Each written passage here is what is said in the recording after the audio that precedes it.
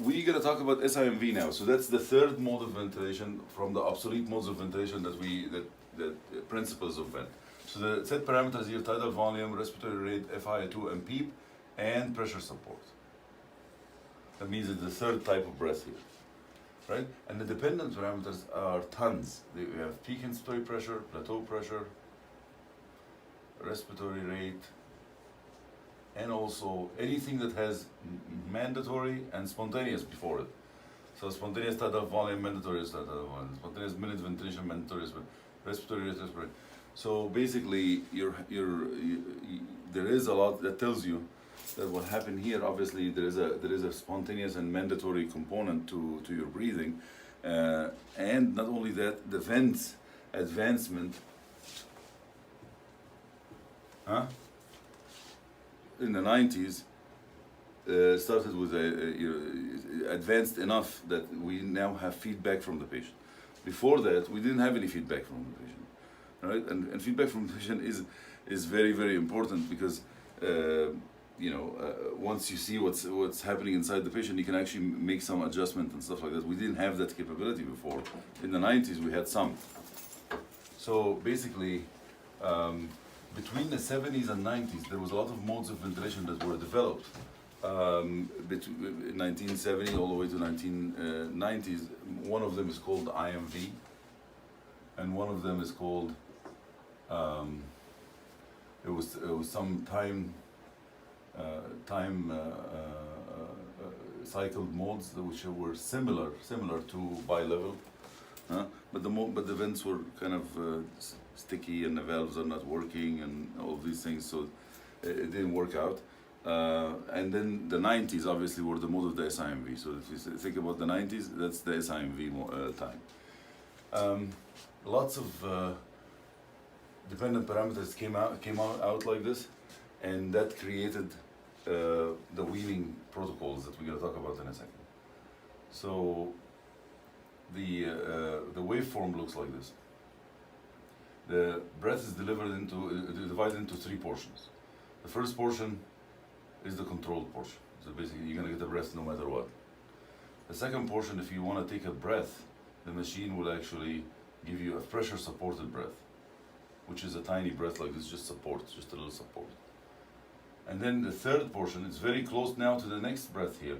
So the third portion, if you take a breath here, the machine will give you a full machine breath, assisted breath, 500 tidal volume, right? But then reset the time, so you don't have breath stacking. So that resolved the whole idea. That's why they call it synchronized, intermittent, mandatory ventilation. So this mode obviously was a revolution. It caused a lot. People would decrease the sedation, blah blah blah blah blah, and the whole, every single ICU was an SIMV until it died in 2000. Not 2000, but the study that killed it came in 2000.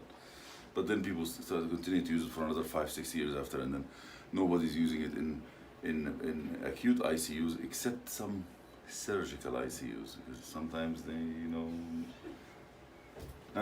So in 2000, that study is the same study that brought us SBT. So SBT, Dr. Tobin actually compared SBT versus pressure support weaning versus SIMV weaning. SIMV was introduced as a mode for weaning, and found that SBT is number one, pressure support was a close second, and SIMV was the worst. It actually, not only number three, it was the only mode of ventilation that had a significant number of patients, more than the others that had failure to wean completely. So people started to move towards SBT and left SIMV, and SIMV was dead. There was no need to use SIMV after that.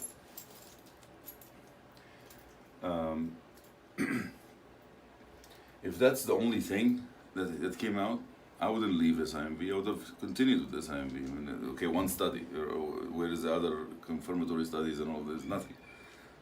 But that actually mirrored the practice, mirrored the complaint that people were actually having against SIMV, because SIMV was actually really slow to wake up.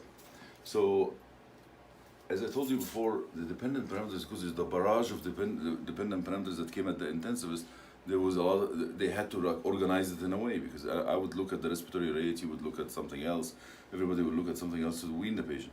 So they had to come up with some weaning guidelines and parameters. So the whole weaning protocols came from this era. And I think it's because of the SIMV, right? So multiple ways were developed. One of, so I'll tell you the last study, or the most famous study out of them, which basically they put three things against each other: physician-driven weaning versus pressure versus respiratory therapist-driven weaning versus protocol-driven weaning, right? And do you have any guess? Physician's worst. Yeah, the protocol-driven weaning was the best, followed by respiratory-driven weaning, and then the physician-driven weaning was the worst, because every few days you change the vent one time or something, right? So the protocol-driven weaning was the way to go. And the protocol was that every 6 hours you're gonna change the vent by one thing every 6 hours. So you have four changes a day, and the changes has to be small and gradual. So for example, if you get somebody that is 500 tidal volume, respiratory rate of 20, FiO2 of 100%, PEEP of 15, and pressure support of 20. That's like nice, good settings. The patient is sick. Now, if the patient is, you want to wean the patient, the first thing you wean is the FiO2 gradually until you reach to 50%. Or actually at that time was 40%. And then the next step is to go down on the respiratory rate gradually to like literally 18, 16, blah, blah, blah, every 6 hours until you reach to 6. And by reaching to 6, that means you're giving only 6 for the patient, and the rest is the patient's effort. And then the next is to go down gradually on the pressure support until you reach to 10. And then the last thing is gradually go down on the PEEP until you reach to 5. And when you're 10 over 5, take the patient off the vent, put him on TPs. You guys know the TPs? Which is a blow-by, basically. It's not a vent, it just goes from the wall. So you get the tubing, it looks like vent tubing, and it just delivers oxygen like this, and the patient can suck in an endotracheal tube, whatever they want to breathe. So that, if you think about this will take about 4 days or so to wean this patient. Even though the patient could be ready to be extubated day 1. But if we're going by the protocol, it takes a long time to wean the patient. And that's what killed the SIMV. That's actually what caused this problem in the study. Right? So that's why nobody uses SIMV in acute ICU, legitimately at least. It's the only place that some people use it is in the rehab places, because time is not an issue there. Just leave them there and let them wean very, very slowly. And it has less alarms than pressure support, so why not? Right?